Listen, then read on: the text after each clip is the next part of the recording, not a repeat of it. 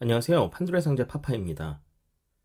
지난주 일부에서 1947년에 LA에서 발생한 흔히 블랙 달리아라고 불리는 엘리자베스 숏의 사망 사건에 대한 대략적인 내용을 소개해 드렸습니다. 지난 방송은 사실상 블랙 달리아 사건에 대한 LA 경찰의 공식적인 발표 내용이고 위키피디아에서 볼 수 있는 것보다 조금 더 자세한 정도라고 생각하시면 됩니다. 오늘 블랙 달리아 2부는 1부와는 달리 제 개인적인 판단과 여러 기존 연구자들의 의견을 혼합하여 같은 이야기를 좀 더 깊이 다뤄보려고 합니다.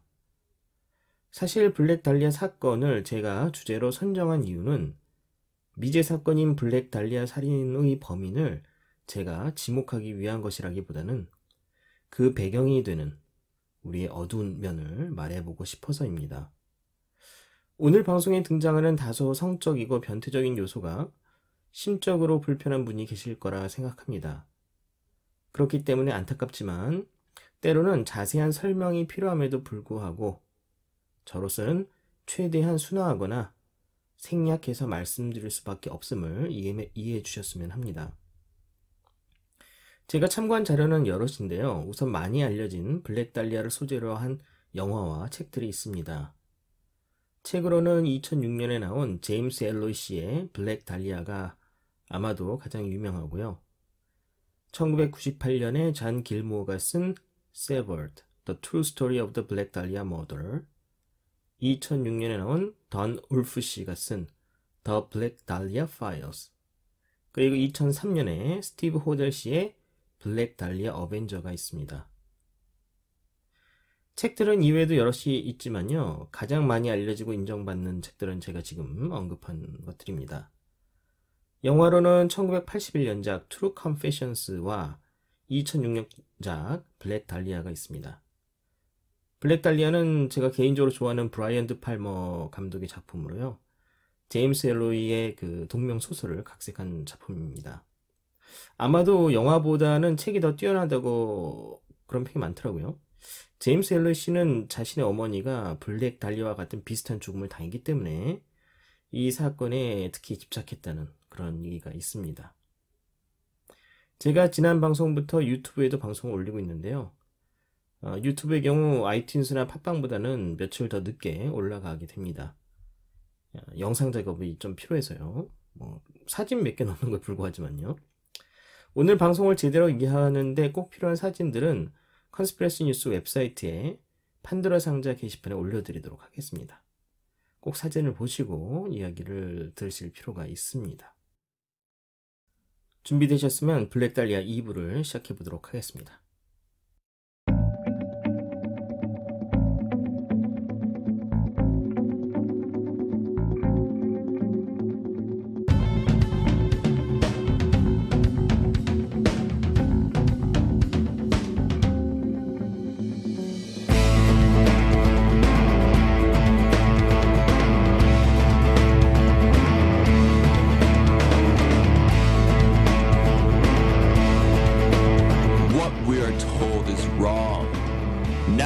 Time to bring out the truth from Pandora's Box. 지난 일부의 마지막에 말씀드린 유력한 용의자들을 기억하실지 모르겠습니다. 일부를 안 들으신 분은 지금이라도 이번 방송을 중단하고 일부부터 들으셨으면 합니다. 용의자 1번은 피해자인 베티를 마지막으로 만난 인물인 로버트 맨리입니다. 블랙 달리아의 이름이 엘리자베스 숄트이고 베티라고도 불리는 걸 반드시 기억하셔야 합니다. 용의자 2번은 나이트클럽을 소유하고 여직원들에게 잠자리를 제공하는 대가로 성관계를 종종 요구한 마크 헨슨입니다. 용의자 3번은 외과 의사로 변태 파티를 주최했다는 조지 호델입니다. 용의자 4번은 알코올 중독인 잡범으로 수사 직전에 화재로 사망한 잭 윌슨입니다. 용의자 5번은 베티와 지인 관계인 딸을 가진 외과 의사 월터 베일리입니다. 제가 가장 먼저 주목한 용의자들은요. 이중 잭 윌슨과 조지 호델입니다. 책 Sever, The True Story of the Black Dahlia는 살인의 주범으로 마피아를 지목하고 있으며 더 블랙 달리아 파일스는 마피아와 잭 윌슨이 함께 범행에 가담했을 가능성에 주목하고 있습니다. 이 둘의 조합이 꽤 그럴듯한 것이 잭 윌슨은 범인이 아니고서는 알기 힘든 피해자의 신체적인 비밀을 알고 있었고요. 우연히도 조사를 받기 전에 죽음을 당했죠. 물론 우연한 화재라고는 하지만 여기에 마피아라는 카드가 더해지면 우연조차도 어느 정도 설명이 될 수 있을 겁니다. 가능성을 열어둘 필요가 반드시 있습니다. 그런데 말이죠. 만약 제가 마피아와 잭 윌슨을 유력한 조합으로 보았다면 블랙 달리아 사건을 오늘 주제로 선택하지 않았을 겁니다. 제가 오늘 조지 호델을 주목하는 이유는 일단 그가 외과 의사라는 점입니다. 그리고 그의 인생 배경이 매우 흥미롭기 때문이죠. 그에 대한 이야기를 해보고 싶었습니다. 사체가 발견된 시간으로 돌아가 보겠습니다.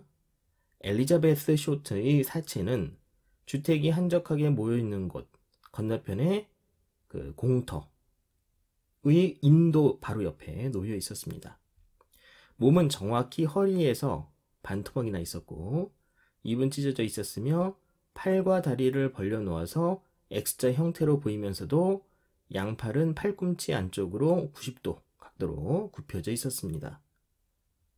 시체를 놓는데 또는 시체가 보이는 방식에 범인은 관심이 있어 보이는 듯 싶습니다. 그리고 범인이라고 주장하는 자가 경찰에 지속해서 편지를 보내는데요. 이 편지 중 일부는 단어들을 신문 잡지 같은 곳에서 오려서 붙였습니다. 단어나 알파벳 하나씩 말이죠. 마치 우리 초등학교 미술 시간에 하는 행동처럼 말이죠. 당시의 부검 결과는 놀라울 정도로 상세합니다. 아까 말씀드린 대로 제가 모든 걸 자세히 말씀드리진 않겠습니다. 정말 최소한도로만 꼭 필요한 부분만 말씀드린다면 팔, 다리를 묶고 고문하면서 인분을 먹이고 가슴을 도려내고 몸통을 반으로 갈라 피를 제거한 후에 사체를 깨끗이 닦아서 발견 현장에다 가져다 놓았습니다. 일반적인 범인은 분명히 아니죠. 제가 마피아와 잡범의 조합보다는 외과 의사를 더 주목하는 이유입니다. 그럼 조지 호델이 예술적 그리고 과학적인 성적인 성향을 가지고 있었을까요? 조지 호델이 범인이라고 강력히 주장하는 인물은요, 그의 아들인 스티브 호델입니다. 그의 조사와 연구가 평가절하를 받는 이유가 있다면 크게 두 가지인데요. 첫 번째는 어린 나이에 아버지에게 버림을 당한 그가 아버지에 대한 증오심으로 인해 아버지를 범인으로 몰아가고 있다라는 의심입니다. 정말 우연히도 블랙 달리아 사건에 대해 초기에 나온 책들 중 하나가 이 한 책의 저자가요, 범인으로 지목한 사람이 자신의 아버지였거든요. 그래서 사람들이 이번에도 아버지가 범인이라고 이런 시큰둥한 반응을 처음엔 가졌을 겁니다. 두 번째 이유는 그가 아버지의 유품으로 받은 사진첩에 있는 검은 머리의 여성이 블랙 달리아라는 주장이 전문가에 의해서 인정받고 있지 못하기 때문입니다. 이것은 중요한데요. 그가 블랙 달리아 사건을 조사를 시작하게 된 계기가 그 사진 때문인 것처럼 방송에서 수차례 이야기했고 책에서도 그렇게 언급하고 있기 때문입니다. 그러나 어떤 사람의 주장 중에 일부 오류가 있다고 해서 그 사람의 모든 주장이 틀렸다고 미리 판단해서는 안 됩니다. 저 또한 스티브 호델 씨의 주장인 그 사진 속의 인물이 엘리자베스 숄트이고 경찰에 보낸 용의자의 필체가 조지 호델의 필체와 같다고 동의하지 않습니다. 그러나 그의 주장 모두를 무시해서는 안 되는 이유 중 하나는 그가 실제 LA 살인전담 형사 출신이라는 점입니다. 물론 블랙 달리아 사건이 벌어졌을 때 그는 꼬마였기 때문에 사건을 직접 조사할 기회는 없었지만 말이죠. 조지 호델이라는 인물을 살펴보도록 하죠. 1907년 캘리포니아주 파사데나 출신입니다.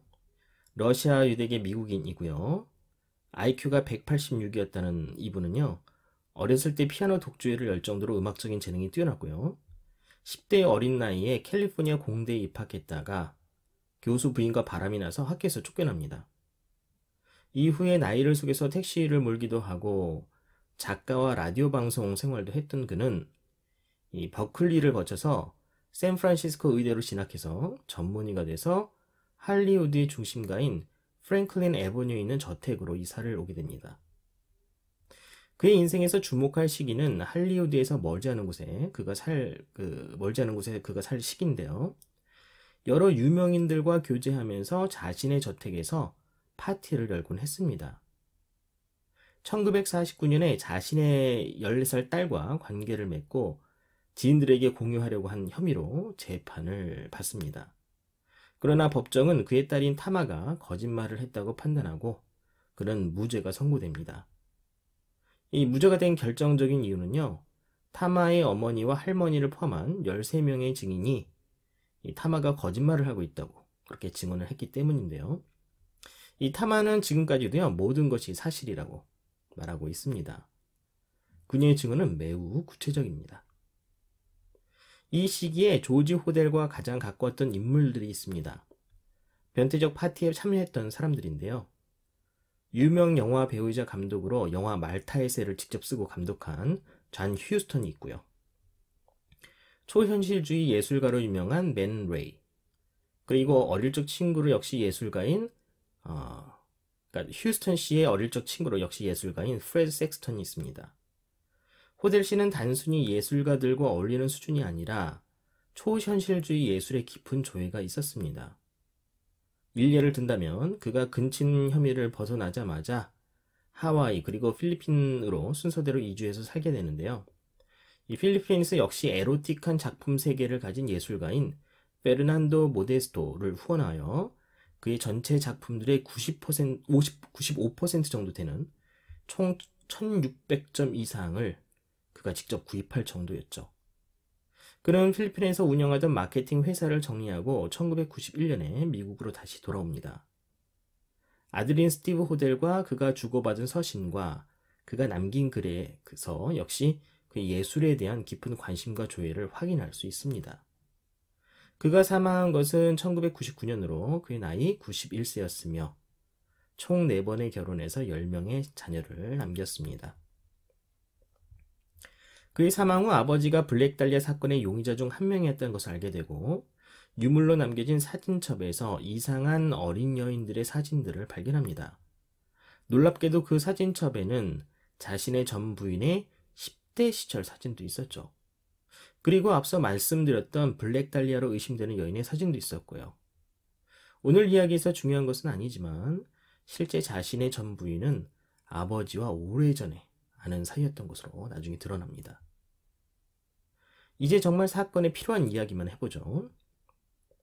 초현실주의 미술로 시작하겠습니다.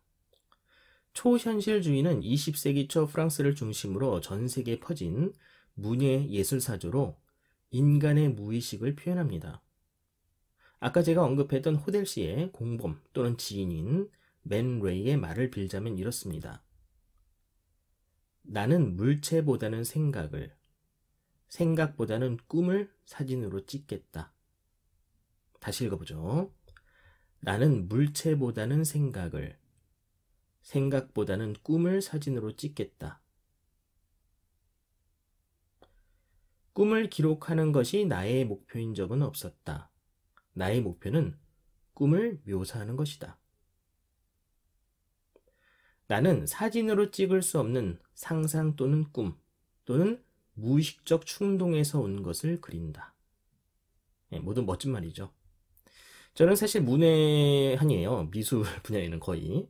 그래서 맨 레이라는 분을 몰랐었는데 이 사건을 쫓으면서 그분의 사진들을 이렇게 쭉 들여다보다 보니까요. 제가 알고 있는 작품도 있더라고요. 어쨌든 레이 씨는 이 방면에서 매우 유명한 분인 것은 분명합니다. 초현실주의의 정의는 이렇게 됩니다. 초현실주의자들은 인간의 상상에 자유를 부여해야 한다고 생각했다. 특히 정신분석가 플로이드의 학설에서 영향을 받아서 자유로운 상상력으로서 지성을 초월한 꿈이나 무의식의 세계를 해방하는 것으로서 초현실적인 미를 창조하려고 했다. 대표적인 초현실주의 예술가로는 과거 판도의 상자에서 잠시 언급했었던 장 콕토, 그리고 여러분 잘 아시는 살바도르 달리, 막스 에른스트 등이 있습니다. 초현실주의자들은 역시 다다와 마찬가지로 자신들의 작품이 미술의 대상으로 숭고화되는 것에 반대하며 다양한 기법들을 사용했습니다.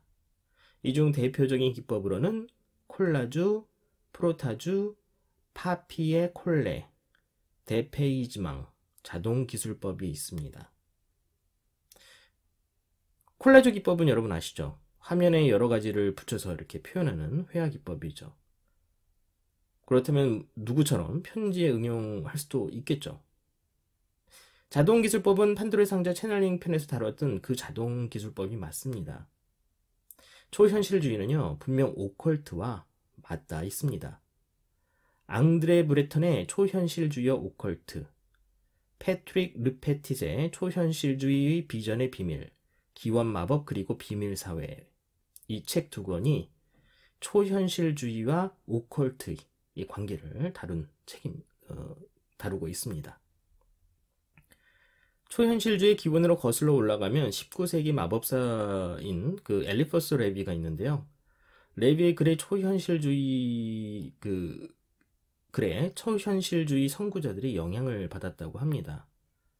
칸딘스키는 신지학에, 달리는 마법에, 피카소는 연금술에, 어니스트는 샤머니즘과 같은 오컬트 사상에 큰 관심을 가졌다고 하죠.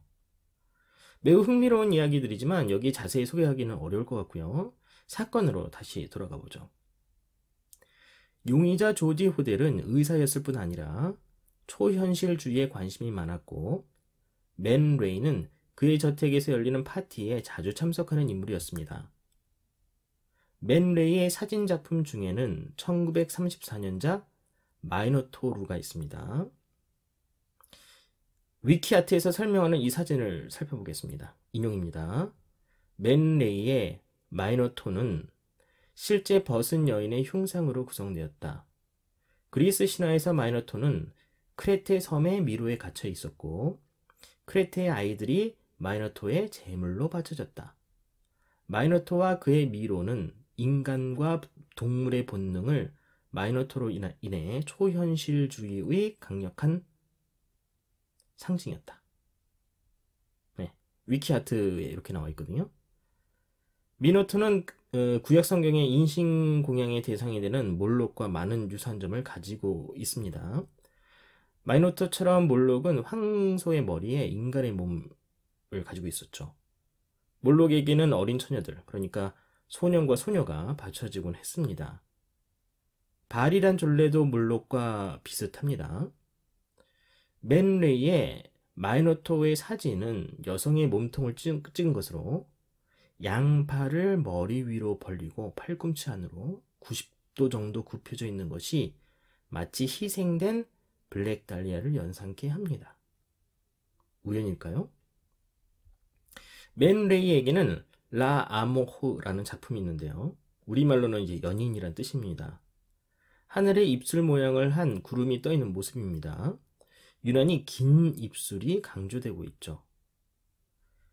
온라인상의 블랙 달리아 사건을 토론하는 포럼에서 이 작품이 자주 언급되고 있는데요. 어떻게 보면 입술이 길게 묘사되었다는 이유만으로 블랙 달리아와 연결 짓는 것은 조금 무리로 볼 수는 있습니다. 그런데 조지 호델이 소유하던 그 필리핀 예술가 페르난도 모데스토의 작품에도요, 같은 이름의 비슷한 그림이 있는 걸 보면 호델 씨가 이런 그림에 애착을 가졌던 것은 분명해 보입니다. 지금 소개하려는 사진을 블랙 달리아 사건을 연구하시는 분이 발견하셨는지는 모르겠는데요. 역시 맨 레이의 작품인 르 팡타시시 드 모슈 이렇게 나가는 불어 제목인데요. 이 사진을 보면 그 한 명의 그 전라로인 여성이 누워 있고요. 그 여성 옆에 두 명의 여성이 그 누운 여성 몸 위에다가 무언가를 하고 있습니다. 머리 쪽에 있는 여성은 전라의 여성의 오른쪽 가슴에 무언가 작업을 하고 있고요. 그러니까 마치 그 블랙 달리아의 가슴을 도려낸 그 자리를 얘기하는 거예요.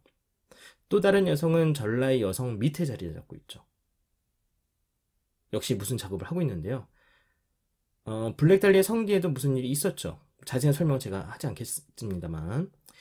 그리고 복부, 이 사진에 그 누워있는 여성의 복부에 끈 같은 것이 올려져 있어서 마치 몸을 위아래에 둘러 나누고 있는 것처럼 보입니다. 그리고 역시 두 팔과 다리는 벌려져 있습니다. 잠시 쉬었다가 보죠. 우리는 지금 블랙 달리아라고 불리는 엘리자베스 숄 살인사건의 범인을 추정해보는 시간을 갖고 있습니다. 제가 여러 용의자 중에 조지 호델 박사를 특히 의심하는 이유는 호델 박사의 관심사가 초현실주의 예술에 있었고, 초현실주의 예술가인 맨 레이는 호델 씨 가족의 초상화를 그려줄 정도로 가까운 사이였으며, 프랭클린 하우스에서 열린 파티에 자주 참석했기 때문입니다. 그리고 블랙 달리아의 사체가 맨 레이의 작품들에서 비슷한 형태로 목격이 되죠. 맨 레이는 호델 씨가 근침 혐의로 법정에 서자 곧 미국을 떠나 프랑스로 돌아갑니다. 유명 영화 감독인 잔 휴스턴과 예술가인 프레드 섹스턴은 프랭클린 하우스 파티에 역시 자주 참석했으며 둘은 서로 어려서부터 가까운 친구 사이입니다. 섹스턴 씨의 딸은 공교롭게도 자신의 아버지가 어려서부터 자신을 성추행했다고 증언하고 있습니다. 잔 휴스턴과 조지 호델은 역시 가까운 사이로 조지 호델의 아내는 잔 휴스턴의 전 여자친구였습니다. 둘이 더블 데이트를 하다가요, 여자친구를 서로 바꾼 다음에 호델 씨가 이 휴스턴 씨의 전 여자친구인 도로시와 결혼을 했습니다. 1938년에 호델 씨 가족이 섹스턴 씨의 옆집으로 이사를 오면서 양쪽 집안은 아주 가깝게 지내기 시작하는데요. 섹스턴 씨는 그 호델 씨가 경찰의 조사를 받으면서 그 용의자 선상에도 오르기도 했습니다. 이 잔 휴스턴 씨는요, 세디즘이라는 단어를 탄생시킨 프랑스의 그 마르키 드 사드의 팬인데요. 여기에 대한 일화가 있습니다. 대표적인 지옥의 묵시록으로 유명한 시나리오 작가인 잔 밀리오스는요, 이 휴스턴 씨에게 감독이 되어 가장 좋은 점이 무엇이냐를 인터뷰에서 물었거든요. 휴스턴 씨는 한 단어로 이 답변을 했는데요. 그 단어는 세디즘이었습니다. 실제 그의 영화에 세디스트적 성향을 가진 캐릭터가 등장하죠. 인터뷰에서 휴스턴 씨는요, 밀리오스 씨에게 사드의 책을 읽어볼 것을 권했습니다. 맨 레이는 미국인이지만 인생의 대부분을 프랑스에서 보냈습니다. 그가 프랑스에 있을 때 다다와 초현실주의 운동에 영향을 받은 것이죠. 천을 가져다 붙이는 아이디어를 미술에서 처음 생각해낸 것도 바로 맨 레이라고 합니다. 그가 미국의 할리우드로 이주한 것은 2차 세계대전 때문이었고, 거주 기간은 1940년에서 1951년까지입니다. 호델 씨가 할리우드의 프랭클린 하우스에서 산 것이 1940년에서 1950년까지였죠. 둘이 할리우드를 떠난 시간이 비슷합니다. 맨 레이가 실제 범행에 함께 가담했는지 아니면 타마 사건과 관련하여 자신의 결백을 증명하기 위해 법원에 제출한 발기부전이라는 병원 진단서가 거짓인지는 알 수 없습니다. 다만 여러 관련자들의 진술로 판단하건대 조지 호델, 잔 휴스턴, 프레드 섹스턴, 맨 레이는 함께 변태적인 파티를 즐겼고, 호델, 휴스턴, 섹스턴 씨들은 여러 여자들을 종종 공유한 것으로 보입니다. 청취자이신 그 마리님이요, 혹시 블랙 달리아 사건이 미군과 관련이 있는지를 물으셨는데요. 그 관련성을 의심하는 분들이 실제 있습니다. 일부에서 피해자인 엘리자베스 쇼트가 여러 군부대에서 근무한 것을 말씀드렸었죠. 이 분야에서 유명한 책인 데이빗 맥고엔 씨의 Weird Scenes Inside the Canyon은 다음과 같이 적고 있습니다. 쇼트 씨에 대해 쓰여진 것 중에는 서로 모순되는 내용이 많다. 그 중에 공통적인 사실로 보이는 것은 현재 벤더버그 공군 기지로 알려진 군사시설에서 그녀가 일을 했었으며, 역시 그녀가 일을 했을지도 모르는 샌디에고에 있는 해군병원과도 밀접한 관계가 있어 보인다. 이것은 그녀가 그녀에게 보낸 편지에서 드러났다. 맨슨 살인 사건, 원더랜드 살인 사건과는 다르게 블랙 달리아 사건은 로렐 캐년의 절정기보다 20년 전에 발생했다. 그럼에도 불구하고 관련성은 존재한다. 중략. 40년대 LA는 근친, 최면, 그리고 유아를 대상으로 한 집단 성관계를 하는 부유하고 힘있는 자들이 있었다는 주장이 있다. 루시퍼적 철학 또한 LA 주민들에게는 분명히 충격이었을 것이다. 여기까지거든요. 이 책의 제목인 로렐 캐년은요, 1960년대와 70년대에 여러 음악가들이 모여서 함께 생활하고 음악을 만든 할리우드 힐스에 위치한 목가적인, 그러니까 히피적인 지역사회를 가리키는 말로 이곳 출신 밴드나 그 밴드 멤버가 있는 그 그룹들이요. 제가 소개를 하자면 The Birds, The Doors, The Buffalo Springfield, The Monkees, The Beach Boys, The Turtles, The Eagles, Frank Zappa, Stephen Wolf, Three Dog Night and Love, 자니 미첼, 주디 콜린스, 제임스 테일러, 캐럴 킹 등이 있습니다. 제가 들어본 이름만 나열해봤습니다. 실제는 더 많아요. 그러나 로렐 캐년에는 많이 알려지지 않은 어두운 그림자가 있었는데요. 이 대중음악인들과 정치인들, 정보부원들, 그리고 찰스 맨슨과 같은 컬트를 기반으로 한 이 살인사건들이 서로 얽혀 있었다고 합니다. 이 책의 메시지에서 블랙 달리아 사건과 관련해서 이 중요한 것은요, 로렐 캐년이 비밀 군사시설 주변에 위치하고 있었다는 거죠.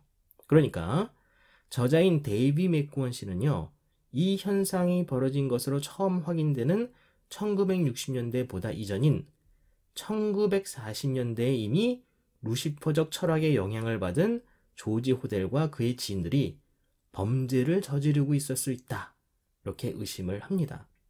여기서 루시퍼적 철학이란 사타니즘이라고 흔히 불리는 것으로, 제가 과거 루시퍼는 누구인가 편에서 자세히 말씀드렸기 때문에 간단하게만 다시 말씀드리면 이렇습니다. 많은 분들, 특히 기독교의 의식적 또는 무의식적으로 영향을 받은 분들은 이 자들이 사탄 또는 루시퍼란 존재를 찬양한다고 생각하기 쉽지만, 실내 본래 이 사탄이란 단어는요, 삼지창을 든 검은 또는 붉은색의 뿔 달린 존재를 말하는 것이 아니라 그 단어 자체는 적상대라는 뜻입니다. 특히 기독교적 세계관에 그 반감을 가진 사람들이 이 종교라는 이 통제 시스템에 대한 반발심에서 사실상 무신론에 가까운 사타니즘을 따른 일이 종종 있었습니다. 종교적인 교리로 인간의 정신과 영혼을 통제하는 조직화된 그 종교의 반대 위치에 있는 이 현대의 사타니즘은요, 인간의 정신, 영혼을 자유롭게 하자는 취지의 사상입니다. 그러나 사타니즘이란 신에게 복종을 요구하는 종교와 크게 다르지 않은 것이 자신만을 위한 삶을 추구합니다. 그러니까 자신을 섬기는 것이죠. 이들 사타니스트들은 숨겨진 오컬트적 지식에 관심을 가지고 있는데요. 이 지식이라고 하는 것은 세상이 돌아가는 이 법칙 외에도 인간의 정신이 작용하는 방법에 대한 것입니다. 그들은 습득한 이런 오컬트 지식을 이용하여 자신 또는 자신의 힘을 최대화하는 데 집중합니다. 서구 사회의 군, 정보부, 언론, 법, 오락산업, 기술산업 등의 가장 높은 위치에 있는 이런 그 사타니스트들이 존재하고 있으면서 집단으로 그 자신들의 힘을 최대화하는 데 집중한다고 합니다. 이들의 최종적인 목적은 대중의 권리와 자유를 뺏고 전 세계를 지배하고 노예화하는 것이다. 이렇게 말하는데요. 이거는 저의 주장이 아닙니다. 그 Church of Satan, 그러니까 사탄의 교회의 사제 출신인 마크 파시오 씨의 주장입니다. 물론 모든 사타니스트와 루시페리안들이 이들과 같은 것은 아니겠지만, 오컬트적 지식을 기반으로 자신의 힘을 키운 이들 또는 이들의 영향을 받은 자들이 블랙 달리아 살인과 같은 행동을 할 수 있다는 거죠. 남의 감정이나 남의 상처에 관심이 없고 자신의 만족과 자신의 쾌락, 그리고 상대를 지배하는 데 관심이 있는 사타니스트들이 이와 같은 범죄를 저질렀고, 실제 호델과 그 주변인들이 모여있던 곳에 60년대 군 기지들을 중심으로 사타니즘이 퍼져난 것이 확인됐다는 겁니다. 영국 런던에는요, 흔히 헬파이어 클럽으로 알려진 비밀사회가 있었습니다. 벤자민 프랭클린이 이곳 소속이었죠. 설립된 시기는 1718년으로 알려져 있습니다. 당시 여러 지식인들이 이곳에서 활동을 했는데요. 이들은 사회적으로 금기시되는 주로 성적인 행위들을 함께하곤 했습니다. 술을 마시고 세디즘, 마조히즘적인 성행위를 벌였다고 하죠. 어떻게 보면 조지 호델이 주최한 파티는 헬파이어 클럽의 활동과 비슷해 보이기도 합니다. 사회적으로 종교적으로 용인되지 않는 일들을 직접 실행함에 의해서 인간의 영혼을 속박하는 관습 종교들로부터 자유로워진다는 그런 논리죠. 이야기 각도를 조금 바꿔서 블랙 달리아 사건을 기반으로 한 영화들을 보면요, 공통점이 있습니다. 스태그 필름이라고 하는 것인데요. 스태그 필름은 할리우드에 성공하겠다는 꿈을 안고 왔지만 그 높은 현실의 벽에 부딪힌 여자들이 이 돈이라는 현실적인 필요에 의해서 촬영하게 되는 짧은 흑백 무성 영화를 가리킵니다. 포르노그래피죠. 이 영화들은 엘리트들 사이에서 당시 은밀하게 팔려나갔고 마피아와 부패한 경찰이 관련되어 있었으며 때로는 이 여성들이 약물에 취한 상태에서 사탄적 의식에 의해 희생되기도 했다고 합니다. 당시의 LA를 기반으로 하는 느와르 영화들에서 자주 다뤄지는 소재죠. 맥고원 씨가 블랙 달리아 사건에 대해 의심하는 바이기도 합니다. 만약 맥고원 씨의 의심이 그리고 블랙 달리아 사건을 소재로 한 영화들의 메시지가 어느 정도 진실성을 가지고 있다면 조지 호델과 그와 몇 명의 지인들은 여러 엘리트들과 관련된 일종의 네트워크 속에 생산자의 역할을 하고 있었다는 것입니다. 맥고원 씨는 여기서 더 나아가 이 사탄적 모임에 의해 희생된 여성들의 죽음의 책임이 연쇄살인범이라는 누명을 쓴 인물에게 전가되었을 수 있다라고 주장을 합니다. 범인이 잡혔지만 실제 범인은 조지 호델로 의심이 되는 1945년에 발생한 시카고의 립스틱 킬러 사건처럼 말이죠. 범인은 피해자의 립스틱으로 현장에 이와 같은 메시지를 남겼습니다. 제가 더 많은 사람들을 죽이기 전에 제발 저를 잡아주세요. 저는 자신을 통제할 수 없습니다. 이제 마무리를 해야 할 시간인데요. 잊지 않고 말씀드려야 할 것이 있습니다. 조지 호델의 딸인 타마가 어릴 적에 있었던 아버지와 일화를 그 베테랑 남매인 스티브 호델에게 말한다고 하는데요. 이 타마 씨가 11살쯤 됐을 때 일입니다. 블랙 달리아 사건이 벌어지기 한 1년 전쯤이니까 1946년쯤 되겠죠. 타마는 엄마가 자신한테 보내준 인형에 이름을 붙여달라고 아버지인 조지 호델에게 요청을 했었는데요. 이때 아버지가 지어준 이름이 엘리자베스 앤이었다고 합니다. 참고로 블랙 달리아 살인 피해자의 미들네임은 앤이었죠. 오늘의 판도의 상자는 여기까지입니다. 제가 블랙 달리아 사건에 관심을 가진 지는 꽤 오래됐지만 지난 한 달간 이 사건에 매달리면서 블랙 달리아 사진을 껴안고 잠에 들다시피 해서요. 정신적으로 피폐해졌습니다. 오늘부터 저뿐만 아니라 엘리자베스 씨 또한 푹 쉴 수 있었으면 합니다. 그녀의 죽음이 오락의 소재가 아닌 희생을 통한 사회의 경종이 되었으면 합니다. 저 파파는 다음 주에 컨스피러시 뉴스로 다시 뵙겠습니다. 감사합니다.